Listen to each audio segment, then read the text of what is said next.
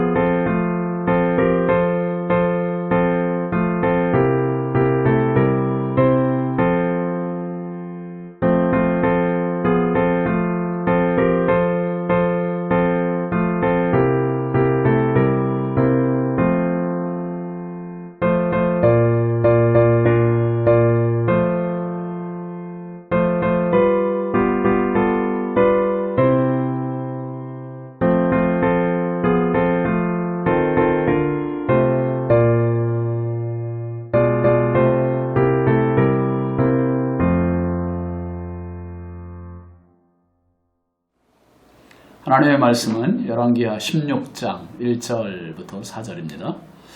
르말랴의 아들 베가 제17년에 유다의 왕 요담의 아들 아하스가 왕이 되니 아하스가 왕이 될 때의 나이가 20세라.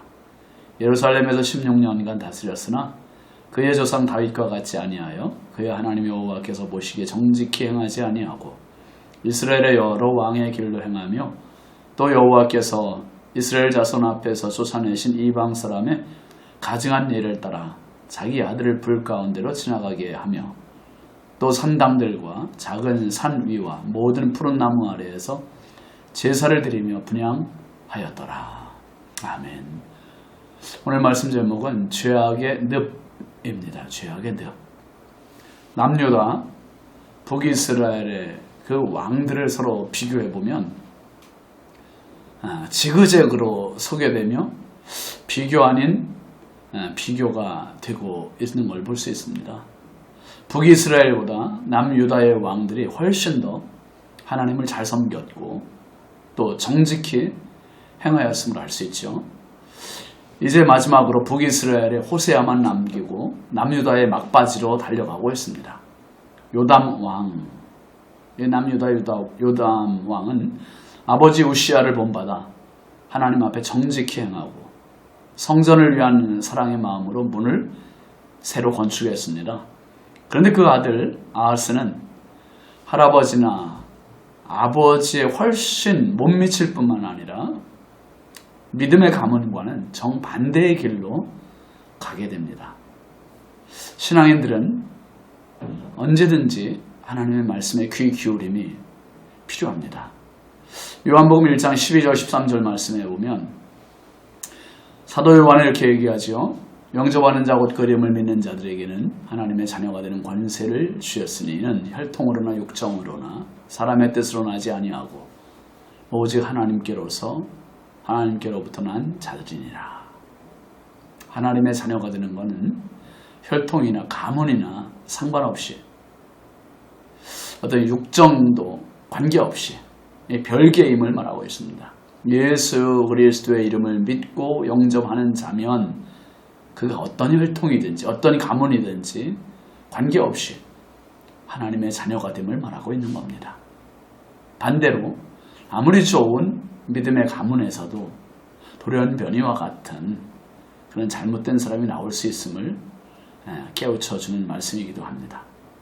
그러니 우리가 예수님을 영접하는 그 자체는 어떤 가문이냐보다 어떤 사람이냐에 관심을 갖게 되는 겁니다. 개인의 믿음이 얼마나 중요한 것입니까? 어떤 상황에서도 방심하지 말고 믿음을 갖는 것이 중요합니다. 그러나 좋은 영향을 받을 수만 있다면 선한 영향을 받고 흡수하는 것은 더더욱 중요한 것입니다. 이번에 명절 지나면서 이제 저희 아이가 한번 그런 얘기를 하더라고요. 아빠 너무 감사하대요. 뭐가? 그랬더니 너무 좋은 믿음의 가문에서 내게 태어나서 자라게 해주셔서 감사하다. 그래서 예수 잘 믿어. 제가 그렇게 얘기했습니다. 저도 생각해 보니까 그래요. 제가 참 좋은 믿음의 부모님 아래서 태어났기 때문에 어려서부터 신앙생활을 할 수 있었고 또 신학을 하고 주의 종이 될 수 있었습니다. 참 너무 감사한 일이죠. 이제 좋은 환경, 좋은 영향을 받을 수 있는 건 분명히 축복임에 틀림없습니다. 그러나 좋은 영향을 받을 수만 있다면 받아야 하지만 지금 남유다의 아하스 임금이야말로 더할 나위 없이 좋은 영향을 받을 수 있는 그러한 입지였습니다. 그렇게 또 자랐고요. 그런 환경이었어요. 그런데 오늘 본문 1절, 2절 말씀을 한번 볼까요? 르말레아의 아들 베가 제17년에 유다의 왕 요담의 아들 아하스가 왕이 되니 아하스가 왕이 될 때에 나이가 20세라. 예루살렘에서 16년간 다스렸으나 그의 조상 다윗과 같이 아니하여 그의 하나님 여호와께서 보시기에 정직히 행하지 아니하고 그랬습니다. 아하스는 먼저 소개되기를 요담의 아들이라고 소개되잖아요. 누구의 아들이라고 할 때 보통 그 누구에 대해 먼저 생각하기 마련입니다. 요담은 하나님 중심의 왕이었습니다. 그 아버지의 그 아들이라는 말이 있는데 아하스에게도 모두가 기대했을지도 모르지요. 아버지보다 더 나은 왕이 되기를, 하나님 사랑하는 것도 성전 중심의 예배자가 되는 것도 다 기대를 했겠죠. 더군다나 그를 이렇게 소개합니다. 그의 조상 다윗. 멀리는 다윗이고 가깝게는 할아버지 우시야, 또 아버지는 요담. 정말 하나님 앞에 훌륭한 가문입니다. 훌륭한 믿음의 가문이에요. 그런데 지금 오늘 말씀에 보면 3절 4절에 또 이렇게 계속 이어집니다. 이스라엘의 여러 왕의 길로 행하며 또 여호와께서 이스라엘 자손 앞에서 쫓아내신 이방 사람의 가증한 일을 따라 자기 아들을 불 가운데로 지나가게 하며 또 산당들과 작은 산 위와 모든 푸른 나무 아래에서 제사를 드리며 분향하였더라. 참 기대와는 너무나 달리 아하스는 다윗의 길이 아닌, 우시아의 길이 아닌, 요담의 길이 아닌 이스라엘, 북이스라엘의 여러 왕의 길로 갔다 했습니다. 오랫동안 하지도 않던 이방 사람의 가증한 우상 숭배를 드려왔습니다.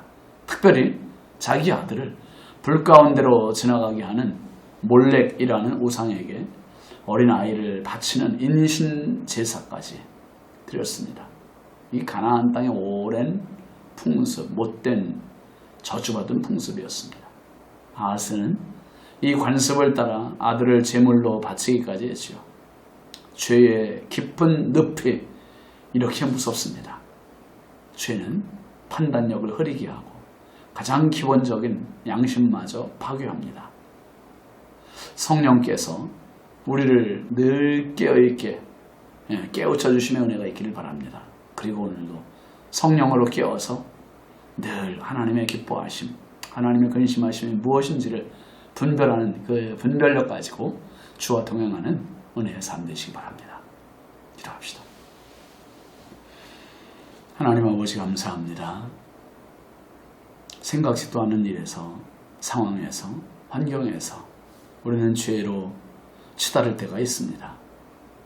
아하스 임금이 멀리 조상 다윗, 그리고 할아버지 우시야, 아버지 요담, 너무나 거룩한 믿음의 가문에서 선한 영향을 받으며 자랐는데 그가 왕이 된 이후에는 극도로 타락의 길로 가고 말았습니다. 하나님, 좋은 가문이라고 자랑할 것도 아니고 가문이 변변치 않다고 낙심할 것도 아니고 오직 예수 바라보고 살아가는 저희들 되게 하옵소서. 세상에 온통 죄의 늪에 빠져 있습니다. 하나님 오늘도 깨어있게 하시고 분별하게 하시고 주를 바라보는 믿음의 걸음 되게 하옵소서. 예수님의 이름으로 축복하고 기도합니다. 아멘. 오늘도 믿음으로 승리하시기 바랍니다. 감사합니다.